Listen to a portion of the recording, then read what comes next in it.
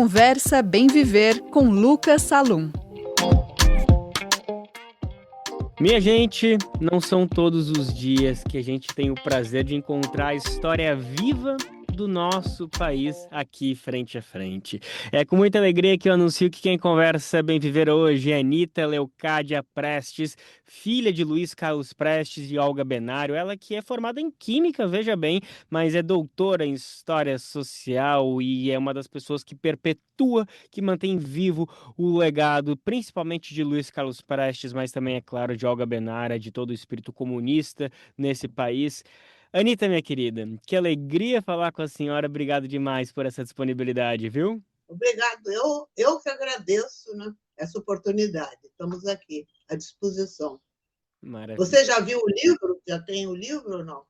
É sobre exatamente isso que a gente vai falar. A senhora está falando sobre o livro Entre Memória e História, representações de Luiz Carlos Prestes. Eu ainda não tive o prazer de receber ele fisicamente, mas recebi de forma virtual, então consegui dar uma lida. Mas quero muito tê-lo para, inclusive, pegar um autógrafo, uma assinatura sua, que é mais um livro.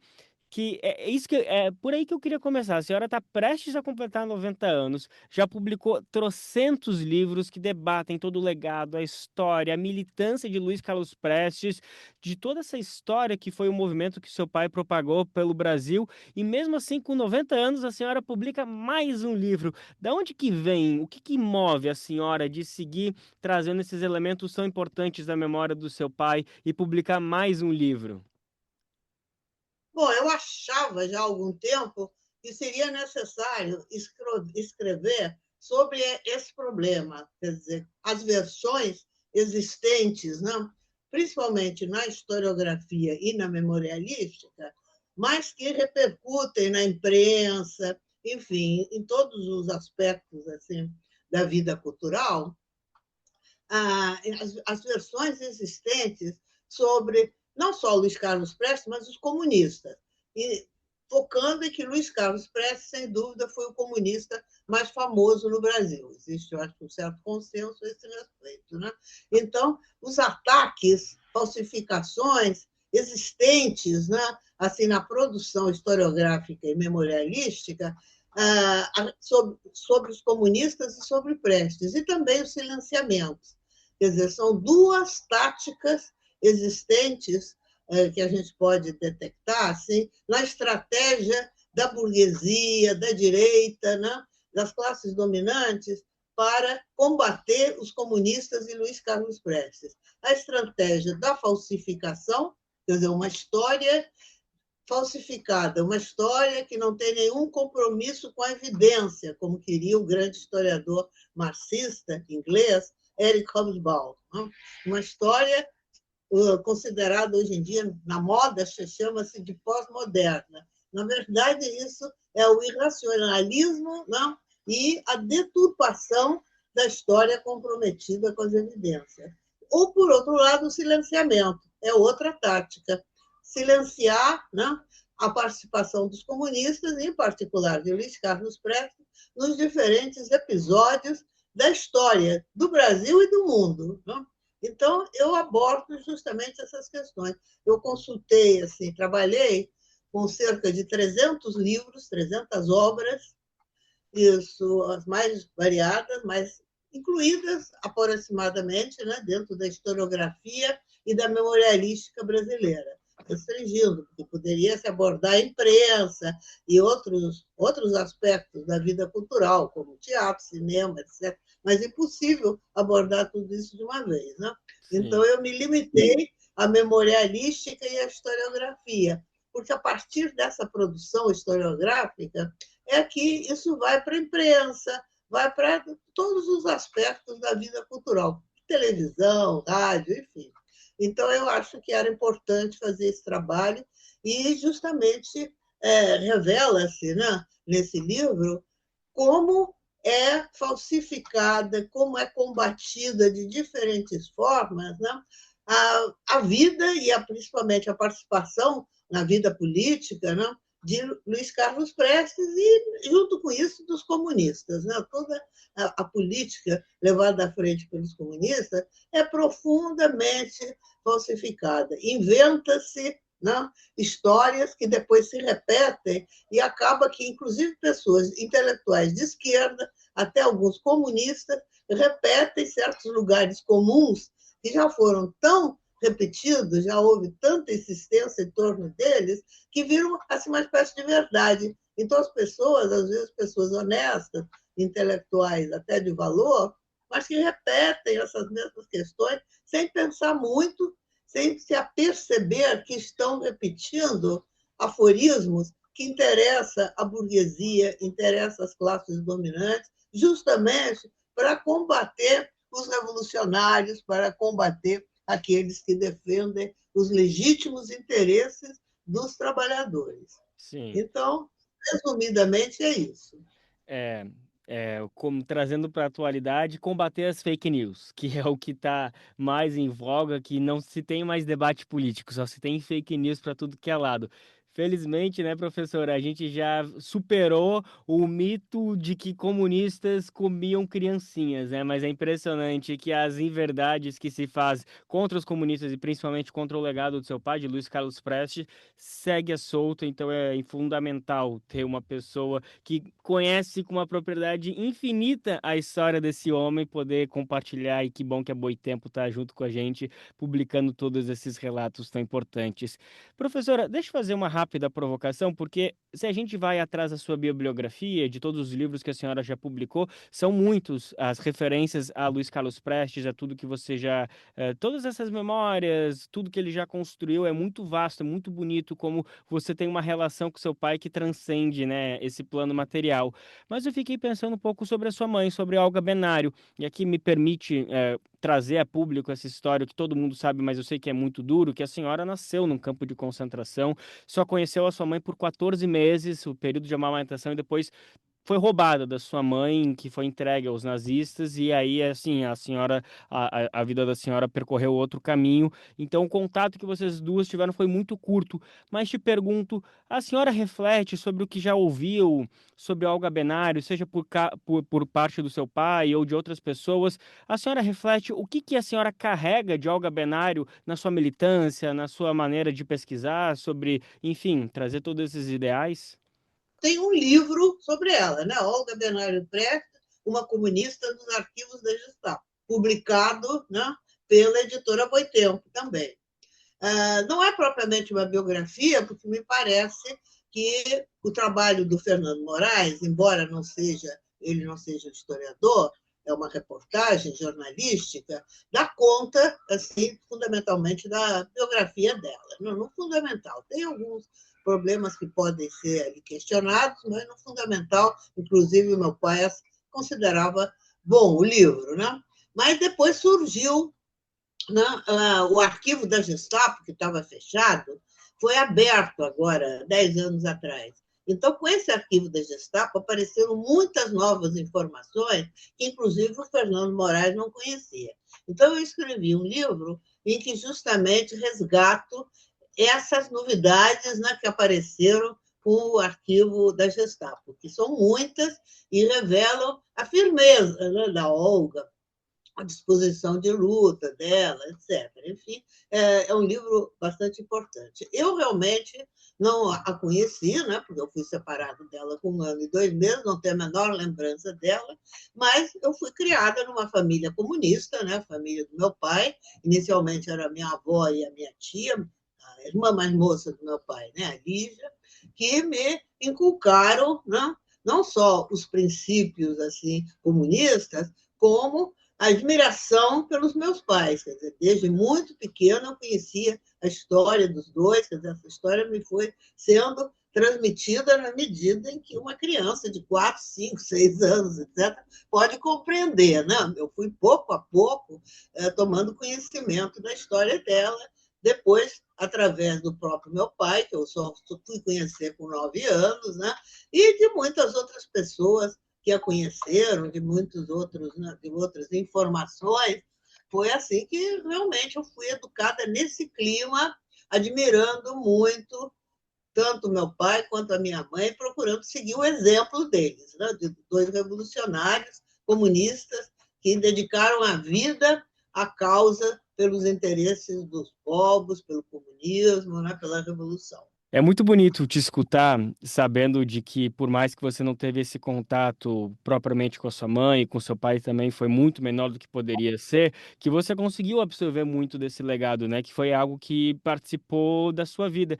Eu até fiquei pensando, teve algum momento da sua vida, Anitta, que você pensou, olha, não seguir os passos dos meus pais não é exatamente o que eu quero da minha vida, quero estudar química, fazer outros trabalhos, entendo a importância da luta comunista, mas a minha trajetória é outra. Teve algum momento que isso passou na cabeça da senhora, não? Não, não, realmente a minha trajetória foi muito retilínea. Quer dizer, eu vivi sempre, desde muito pequena, cercada de grande solidariedade, não só de companheiros e amigos e da família brasileiros, como também estrangeiros. Né? No México, havia uma quantidade, eu fui para o México com 2 anos, né? E lá onde eu me criei até os 9, havia uma quantidade muito grande de antifascistas, democratas do mundo inteiro, que estavam exilados no México, porque o México era um país que, naquele período, abrigava assim, todos os rebeldes, enfim, perseguidos pelo fascismo, né? Seja na Espanha, na Itália, na Alemanha. Então, havia muitos estrangeiros, camaradas estrangeiros. E eu fui criada nesse meio, conhecendo essa gente e recebendo muita solidariedade deles. Aí depois eu vim para o Brasil, já com 9 anos, em 1945, e conheci meu pai e também fiquei assim envolvida, né, pelas atividades dos comunistas e tal. Então eu nunca questionei que o meu caminho seria por aí. Isso não existiu para mim, realmente. A química não estava em contradição com isso. Eu pretendia trabalhar na química, eu gostava muito, eu tinha estudado, assim, feito a escola secundária na União Soviética, com excelentes professores, e gostava muito da química, mas, inclusive, eu queria trabalhar numa indústria química, inclusive participando também do movimento sindical, das lutas dos trabalhadores, tanto que eu cheguei a fazer estágio na Petrobras, numa fábrica de borracha que tinha aqui no Rio de Janeiro, da Petrobras. Só que eu me formei, terminei a escola de Química aqui no Rio de Janeiro, exatamente no ano do golpe. Aí fecharam-se todas as portas. Eu, com meu nome, não tinha a menor chance de permanecer na Petrobras. Eu não tinha ainda nem ingressado oficialmente, tinha apenas feito estágio nessa fábrica. E aí todos os que havia isso, suspeita de serem comunistas ou de esquerda, foi todo mundo posto para fora. Né? Então, se fechou para mim esse caminho. Mas não estava em contradição com a luta política, com o comunismo, nada disso. Fazia parte até, inclusive eu fui educada muito assim pela minha tia, no sentido que eu devia ter uma profissão, né? Não ficar isso deitada nos louros dos meus pais, nada disso, que eu devia ser uma pessoa independente, né? Ter uma profissão, trabalhar, etc. Então, a minha perspectiva era essa.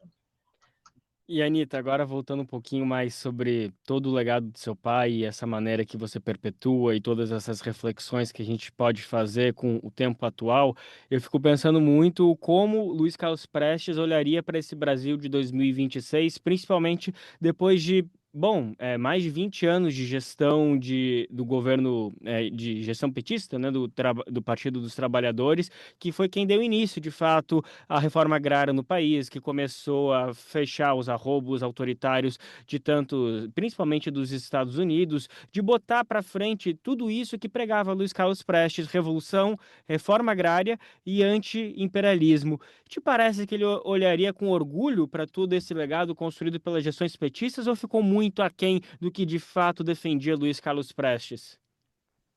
Olha, o Prestes é sempre, por um lado, apoiou as boas iniciativas, digamos assim, do PT, apoiou até o Lula, né? Apoiou o Brizola, principalmente. Os apoios políticos dele naquela década de 80 foram ao Brizola, porque ele considerava que o Brizola era um patriota, um homem que valia a pena, né? Tinha uma liderança que valia a pena apoiar. Diante da derrota em 89, né, naquelas eleições de 89, do Brizola, quando o próprio Brizola apoiou a candidatura do Lula, o Prestes também, já inclusive nos últimos meses da vida dele, né, já com quase 92 anos, apoiou também a candidatura do Lula. Mas sempre foi, né, nós sempre fomos, ele em primeiro lugar, muito críticos ao Lula, sempre reconhecendo que nem o PT, nem o Lula eram nem socialistas, muito menos revolucionários. Eram pessoas progressistas, mas que não tinham um compromisso efetivamente revolucionário. Aliás, o Lula tem cansado de dizer que ele não é revolucionário, nem é socialista. Ele deixa isso muito claro, por sinal, né? E o meu pai sempre considerou isso, sempre combateu as ilusões e combateu grande parte das políticas, né? Se ele tivesse vivo, ele estaria combatendo, né, a política neoliberal que o governo Lula está aplicando atualmente e apoiando algumas medidas progressistas que ele toma, principalmente na área internacional, mas estaria seguramente criticando a política neoliberal que prejudica, em primeiro lugar, né, os trabalhadores. Isso eu acho que não há dúvida para quem conhece a trajetória e as posições de Luiz Carlos Prestes. Anitta, antes da gente se encaminhar para o final da entrevista, queria falar um pouquinho mais sobre literatura, sobre arte contigo. Qual que é o seu escritor comunista favorito no Brasil? É o Jorge Amado? Não.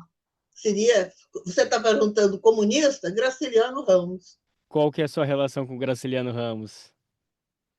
Eu cheguei até a conhecer pessoalmente, claro que eu era uma menina na época, né? Conhecer pessoalmente o Graciliano. Mas isso não é o fundamental é a obra dele, que eu acho que é uma obra realmente muito consistente, que apresenta de uma forma muito realista, né, o povo brasileiro, a realidade brasileira, não sei, livros como A Vidas Secas, né, São Bernardo e muitos outros, né?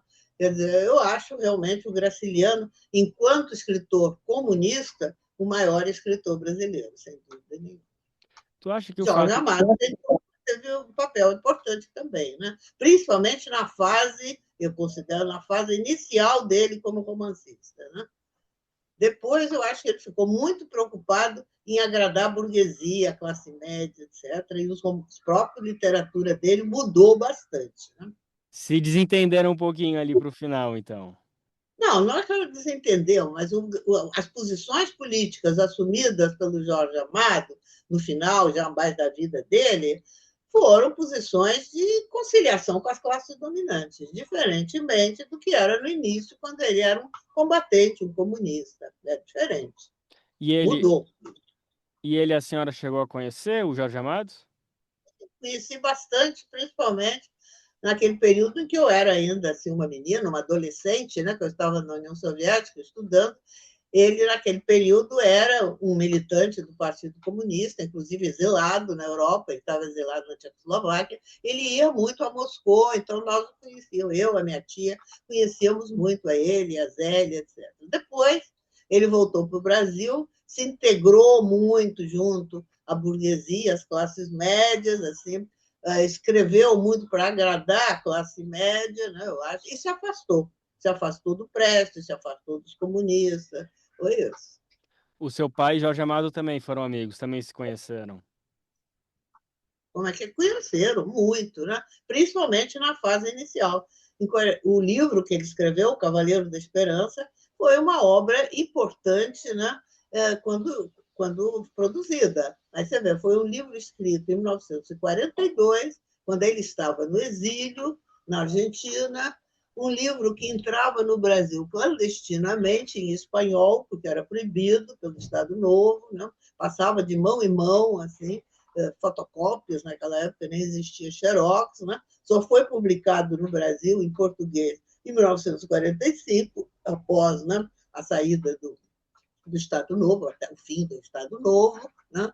E, nesse período, ele era um militante comunista muito ativo. Foi eleito, ele fazia parte da bancada comunista como deputado, né? Então, era uma pessoa muito próxima, né? E realmente um militante comunista importante, com prestígio como escritor, né? Com certeza. Depois, eu estou dizendo, depois dos anos 50, posições dele foram mudando. Anita, agora deixa eu te perguntar, te parece que a luta, a militância comunista e a luta antifascista, elas são indissociáveis ou não? Te pergunto isso porque a gente vive um momento de ascensão de vários regimes fascistas, de teorias fascistas, não só no Brasil, mas no mundo afora. Te parece que é um momento de focar no combate à ascensão desses regimes autoritários ou não dá para dissociar a luta comunista no Brasil frente a tudo isso? Não, eu acho que é necessário, né?